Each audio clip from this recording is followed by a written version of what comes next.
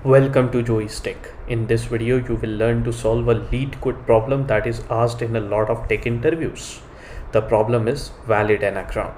Well, this problem has an easy to understand problem statement, so let's deep dive into understanding it.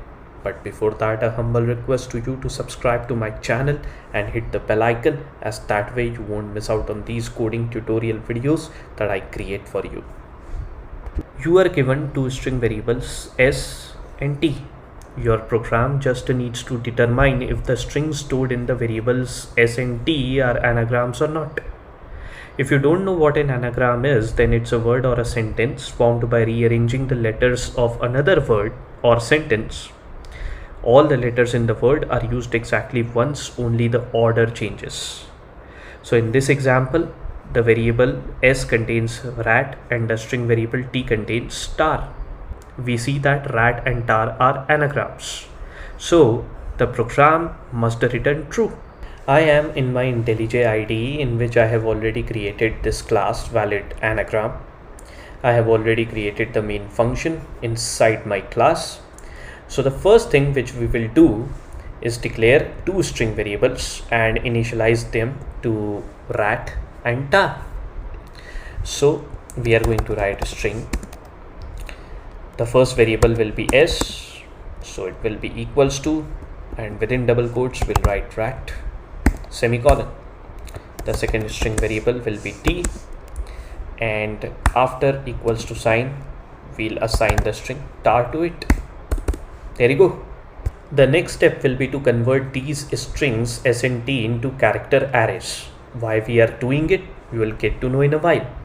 So we'll declare two character arrays. Let's call them schar and tchar, and using the toChar array function, convert them into character array. So it will be char square brackets. The first character array will be schar. It will be equals to sign s dot toChar array function. Okay. The second character array will be tchar, and after the equals to sign, to convert the string t into a character array, we'll write t dot toChar array. Alright. Now the next step will be to sort these character arrays schar and tchar using the sort function of the arrays class. Let's do this quickly. So it will be arrays dot sort, and within brackets we'll pass schar. Okay. We'll have to import the package java.util because arrays class exists in that package. There you go. We have imported it, and in the next line we'll write arrays.sort again, and within brackets this time we'll pass tchar. Okay. Since we can't sort a string using any inbuilt function in Java, hence we did it this way by first converting the strings into respective character arrays and then doing the sorting. When these two strings are sorted in this manner, then if they are anagrams, they will be the same, and if they are not, they will be different. Let's write the code to print these character arrays as well, so that you understand what I just said. And we can print these character arrays directly using system.out.println. Within brackets we'll pass schar. Alright, and in the next line we'll write the same thing, but this time instead of schar it will be tchar. Okay. All we need to do now is write the code to convert these two character arrays, the sorted character arrays, back into strings and compare them using the equals method of the string class. And we'll do it in just one line. So it will be if. Now to convert a character array back into string, all we need to do is to pass that character array into the constructor of the string class. So we'll write new string, within brackets we'll pass schar, and then we are going to make use of the equals method. So it will be dot equals, and within the bracket of the equals method we'll write new string, and within its constructor this time we'll pass tchar. Okay.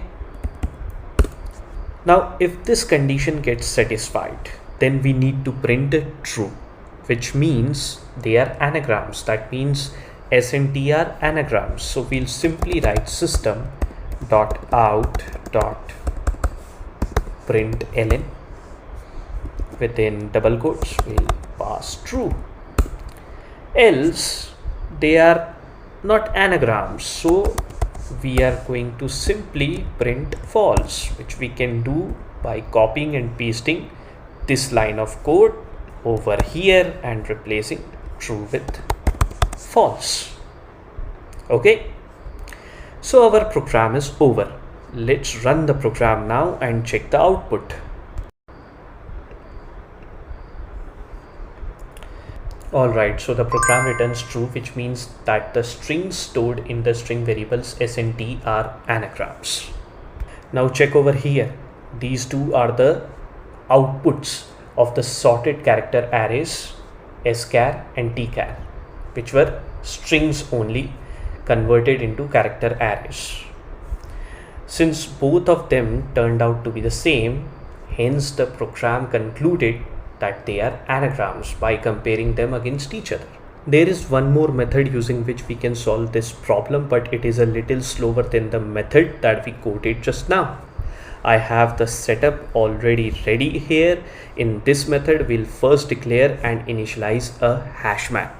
The key in the hash map will be a character and the value in the hash map will be an integer. So it will be hash map, the key will be character, so I am going to write character over here, comma, integer, because the value is going to be an integer. Let's call this hash map hm only. After the equals to sign, we'll write new hash map. There you go, hash map declared and initialized. We will start a for loop that is going to iterate over the string stored in the variable s now. So let's write for int I equals to 0, I less than s dot length I plus plus. You will understand in a while why we did that. The idea of this method is to add 1 to the count of every character of string s and subtract 1 from the count of every character of string t in the hash map. So for every character that is same between s and t, the count will eventually become 0. In the end, we'll check if the count of every character stored is 0. That means the value of every key of this hash map is 0 or not. If it is, then the two strings are anagrams, else they are not. So as the next step, we'll write the code to check if a character already exists as a key in the hash map. If it's not, then we'll insert the character into the hash map and assign 0 as its value.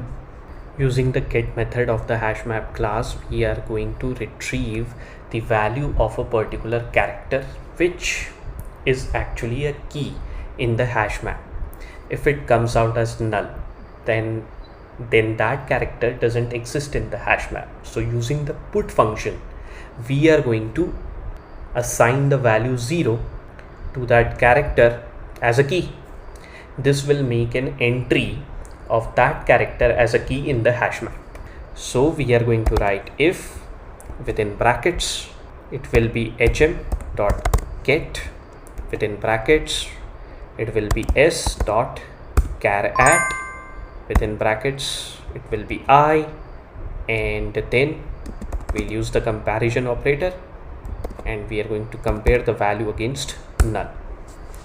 So char function of the string class returns the character at a particular index in the string. Within brackets we are going to write hm dot put s dot char at I comma 0. Okay, so if this condition satisfies, that means the value of a particular character key doesn't exist in the hash map. If it is null, then we are making an entry of that particular character as a key and assigning a value 0 to it. The same thing we are going to do for any character of the string t as well. So we are going to copy this entire code, paste it over here, and instead of s we'll write t. Okay, let's make changes only at two places. Now we'll write the code to increment the count of every character of a string s by 1 and decrement the count of every character of a string t by 1 in the hash map. So it will be hm dot put, within brackets it will be s dot char at, within brackets it will be I, comma hm dot get s dot char at, within brackets it will be I again, and after the brackets it will be +1. Okay, now we are going to copy and paste this line of code and replace s with t. That's the first thing that we are going to replace, and then the second thing that we are going to replace is this plus sign with minus. All right, now for every key stored in the hash map we will check the value. If it's not equal to 0, that means if the value of any key is not equal to 0, then we print false, else true. So how we are going to do that? We are going to use a for loop. So within brackets we'll write character c colon hm dot key set. Okay, to iterate over all the keys of this hash map hm, we are going to use the key set function. Within brackets we'll write if, within brackets again we'll write hm dot get, within its brackets we'll pass c. This is going to give us the value, and after this we'll check if it is not equals to 0. Okay, if it is not equals to 0, we are going to break out of this for loop. But we'll also need a flag variable that will be set to 1 to let this program know that the two strings are not anagrams. So let's declare a flag variable over here. We'll call it flag only, and we are going to initialize it to 0. And if this condition is satisfied, then this flag will be assigned 1. And as the last step, we are going to check if flag is equals to 0 or not. If it is equals to 0, then we are going to simply print using system.out.println true, else we are going to print false. Okay, that's it. Now this whole method is based on the assumption that the length of the two strings are equal. But if they are not equal, then straight away those two strings are not anagrams. So let's put a check before the for loop starts. It's going to compare the lengths of the two strings against each other. If they are not equal, then it's going to print false and the program is going to terminate. So it will be if, within brackets, s dot length not equals to t dot length. Okay, so if they are not equal, then it will be system dot out dot println, false will be printed. Let's take it within brackets because there will be another statement which will be system dot exit. The status will be 0. That's it. The program is complete. Now let's run the program and check the output. The expected output is true. And there you go. The program prints true. Let me change this R to T and let's see if the program prints false. And there you go. The program just printed false. Let's run this program with another use case. So to S we are going to assign the string secure, and to T we are going to assign the string rescue. They both are anagrams. Let's see if the program prints true. And the program printed true again. So with this we have come to the end of this video. I hope you enjoyed learning these two methods that solve valid anagram problem from Leetcode. Do let me know in the comments section how do you find it. I look forward to helping you with programming and algorithms. And only for this video, goodbye and take very good care of yourself.